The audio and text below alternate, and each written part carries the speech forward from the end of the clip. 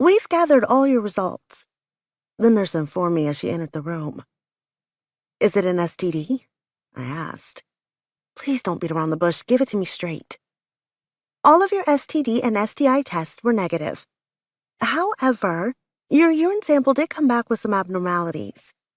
Before we can go further, the doctor wants to do a vaginal ultrasound to gather images and data to confirm the results from your urine and blood samples. My anxiety rose astronomically. The palms of my hands began to sweat as the worst-case scenarios played in my mind. What was wrong with me? Time seemed to move in a blur as I removed my clothing from the waist down and allowed her to proceed with the exam.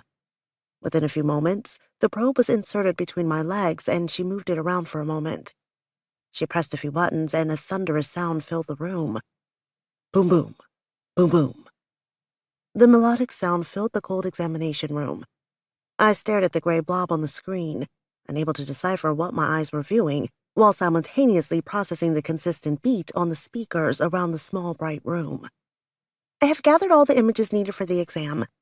The doctor will be in shortly to explain everything to you, the short brown-skinned nurse informed me as she slowly pulled the long probe from between my legs. Once out, she tossed the plastic covering into the trash can. No matter how many toys I stuck up my own coochie, the damn OBGYN ultrasound probe was a different type of beast. With a shaky breath, I nodded my acknowledgement of what she'd said. I'll print out the images I took, and then I'll go get the doctor. It shouldn't take more than a few minutes. The nurse hit a few buttons on the machine to print out a long sheet of paper. Once the images came through, she held them out for me to take. With shaking hands, I grabbed them.